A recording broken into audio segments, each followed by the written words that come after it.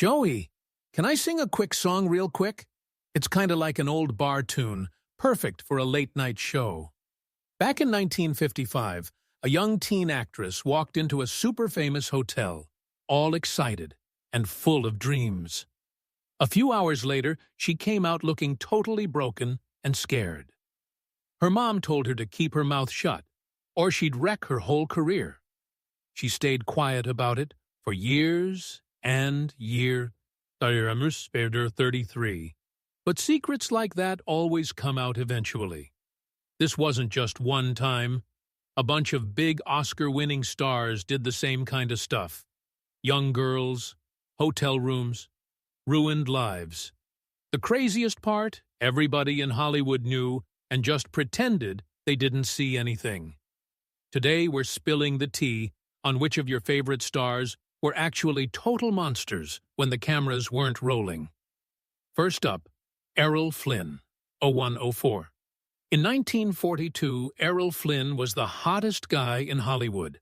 Everybody loved his sword-fighting movies and that smooth charm. He seemed perfect. But then everything blew up when two teenage girls, Betty Hansen, who was 17, and Peggy Satterley, who was only 15, said he had sex with them when they were underage. In California back then, you had to be 18 to say yes legally. 0128. So no matter what really went down, the law said they were too young. Betty said it happened at a wild party in some rich guy's mansion. Peggy said it was on Flynn's yacht called the Sirocco, out by Catalina Island. Totally separate stories, but same huge mess.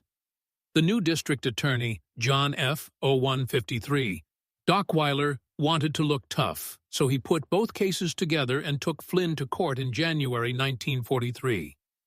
The newspapers went crazy. Huge crowds showed up every day. Reporters wrote about every little thing that happened in court. Flynn stayed cool and dressed sharp the whole time. He was fighting to save way more than just his freedom. His lawyer, Jerry Giesler, was a total pro at winning tough cases, and he went hard attacking the girls. 224. For Betty Hansen, they proved the door she said was locked didn't even have a real lock. They also dragged up her whole past sex life, which was normal back then, and made her look bad. With Peggy Satterley, they checked the stars and moon records and proved her story about moonlight coming through the window couldn't be true. 246. Then they brought up how she danced at nightclubs, lied about her age, and worst of all, she admitted she had an abortion, which was illegal back then. That made people think maybe she was lying to stay out of trouble herself. After 3 weeks of trial, the jury only needed 1 day to say not guilty. 314. Flynn walked free, but the damage was done forever. People started saying in like Flynn, meaning getting lucky, super easy, and most folks tied it straight to this trial. It wasn't even about if he really did it anymore. He got away with it. That's what stuck. People even started a fan club called the American Boys Club for the defense of Errol Flynn, and famous guys like William F. Buckley Jr. joined, 0343. But the gossip never stopped. The scandal became part of who he was, like a permanent mark on his fame. Next, Marlon Brando. Marlon Brando was a total legend, like a rebel genius, but also a walking disaster sometimes. 413. After he skipped the Oscars in 1973 and sent that Native American lady instead, he didn't just chill. He went right to Wounded Knee, where Native people were in a big standoff with the government. At first, he thought it was just for show. Then real bullets started flying. He was up on a roof while agents shot at them, and he realized this was life or death. 0436. He later said it felt like Disneyland at first, then turned into something way scarier. That's just how Brando was. He loved attention, loved pushing buttons, and sometimes mixed up real fights with drama. He even got arrested at a fishing rights protest in Tacoma for Native Americans. Cameras loved it, and he didn't care. At 0504. At home, he had this fake bagel with a plastic cockroach inside that he would offer guests just to freak them out. He hid a fart machine in couch cushions. He even tried to play a giant floating green bagel in Superman just to mess with people. One time he scared friends by acting like he was jumping out an 11th floor window, but he was just hiding and laughing. 5-5-29. For him, jokes and being mean kinda blended together sometimes, but the real heartbreak was with his family. In 1990, his son Christian shot and killed Dag Drolet, who was dating Brando's daughter Cheyenne. She said Dag was beating her. Brando tried super hard to protect Christian in court. Even when Cheyenne wanted to speak up, he shipped her off to Tahiti. 553. A few years later, Cheyenne killed herself. Brando was never the same after that. The pain stayed with him till he died. On movie sets, he was wild too. He refused to learn his lines and stuck them on cards hidden everywhere. On Apocalypse Now, he showed up fat and unprepared, made everything up as he went, and almost broke the director Francis Ford Coppola. 0628. Later, he trash-talked the movie, even though it became one of his most famous roles. He didn't care about teamwork. He wanted mess and realness, but only the way he wanted it. Joan Crawford. Joan Crawford's name used to shine like pure gold in Hollywood. She looked perfect, sounded strong, dressed amazing. 0655. But behind all that makeup and fancy interviews, her kids were straight up scared of her. In 1978, a year after Joan died, her adopted daughter Christina wrote a book called Mommy Dearest that blew everything up. It had stories so bad, people were shocked. Christina said when she was 13, Joan beat her with a wire hanger. 719. She said her mom grabbed her neck so hard she thought she was gonna die.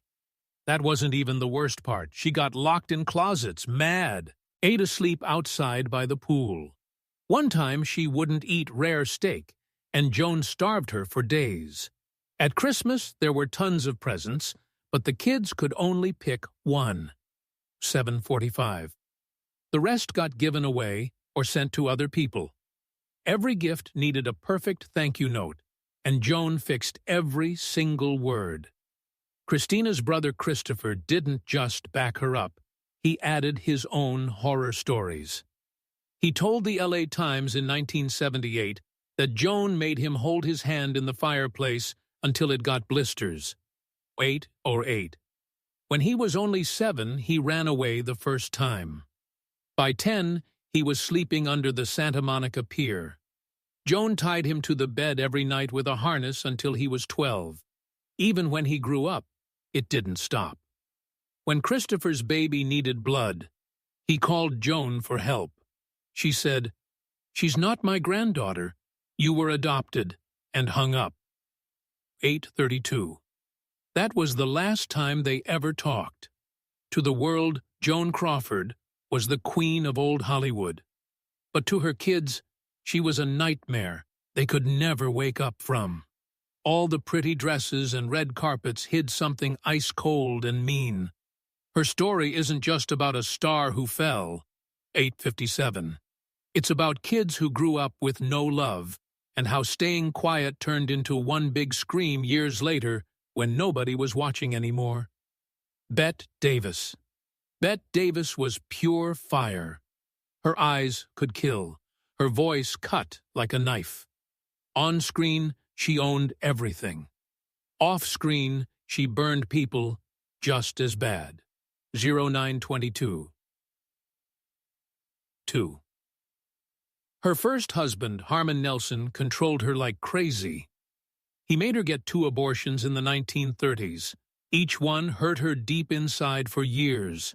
When she finally tried to leave, he wanted tons of money. She asked her boyfriend, Howard Hughes, for help. He said no. so she paid Nelson herself, then roasted Hughes in public, calling him Howard Huge as a dirty joke. 9:53. She fell hard for director William Wyler and got pregnant. But he didn't want to marry her, so she quietly got another abortion. Then Hughes again. But when he wouldn't give her money, their thing fell apart. At work, she made enemies super fast. 10:15. She fought so bad with Miriam Hopkins on The Old Maid that the director said he felt like a boxing referee. Everybody at Warner Brothers knew nobody ever said goodbye to Bet when she left after 18 years. That silence spoke loud. Her daughter B.D. wrote a book too.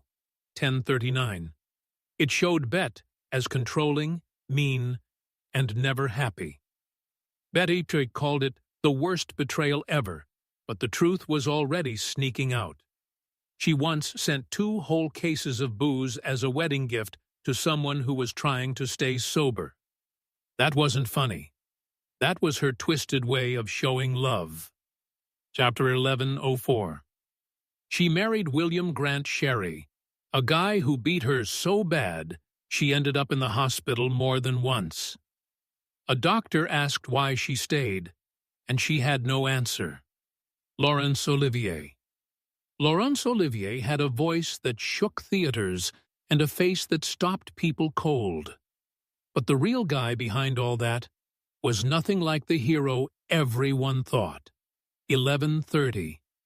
The world saw genius, but the people closest saw something way darker.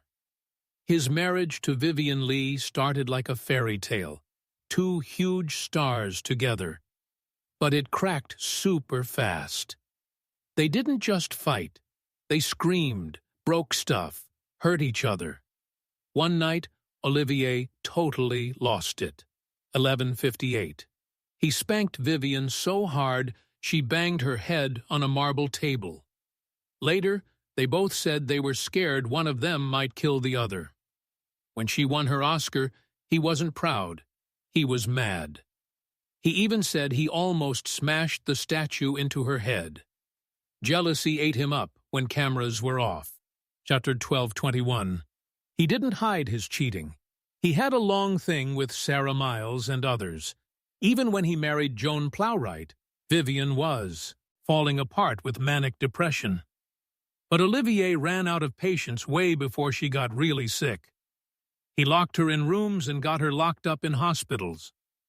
12:48. She got tied to beds and shocked with electricity while he just went to work.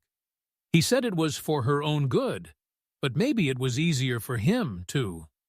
Then Vivien slept with Peter Finch, so Olivier hired Finch to star with them, like some sick revenge game. Vivien wanted a divorce. 13-15. Olivier didn't even fight it. He jumped straight to Joan Plowright, who was 22 years younger and already married. Everybody in Hollywood knew, but nobody said a word. That's just how it was. On set, young actors were terrified of him. Maggie Smith tried to stand up to him once in rehearsal, and he punched her so hard she passed out. 13:43. He didn't apologize. That was just him. Marilyn Monroe learned the hard way, too. He made fun of how she looked, called her dumb names, said teaching her to act was like teaching a monkey Swahili. She showed up scared every day, but he kept going. It wasn't about teaching, it was about power. Kirk Douglas, 14-10. Kirk Douglas smiled big and Hollywood loved him, but behind it was something really dark. In 1955, he was 38. Natalie Wood was only 16.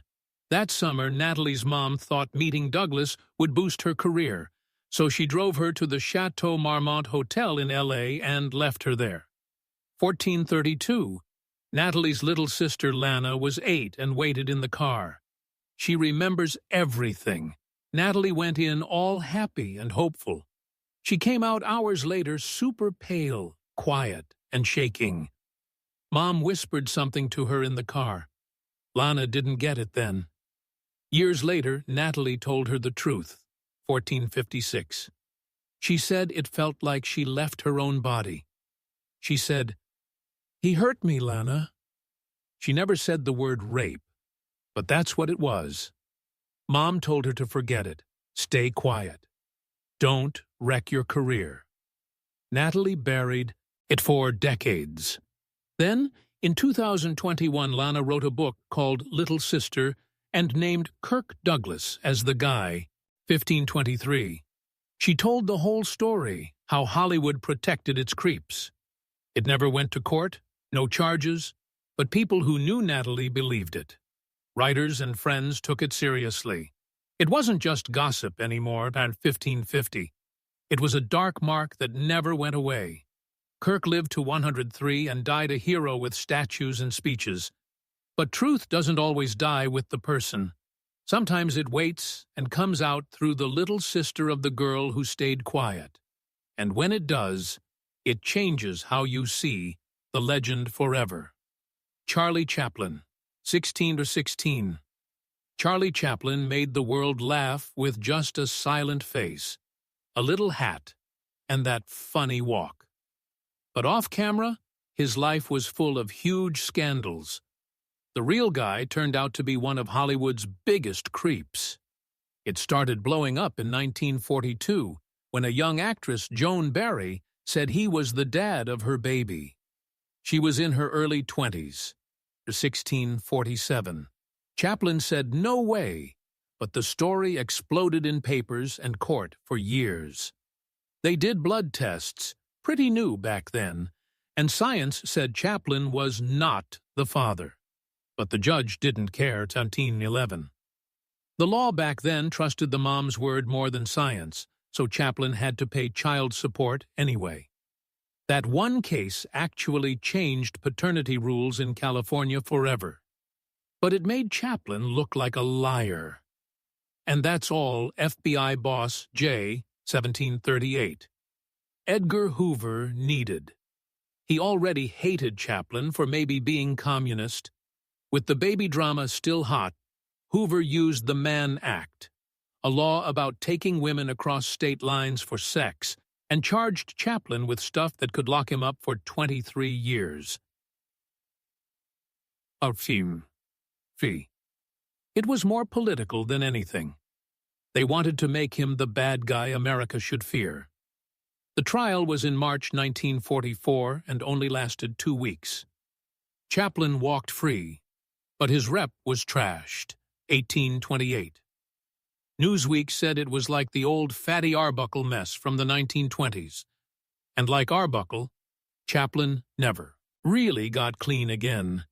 But the worst stuff came from his divorce papers. In 1924, he married 16-year-old Lita Gray. 4 years later, it ended, and she spilled everything, 1854.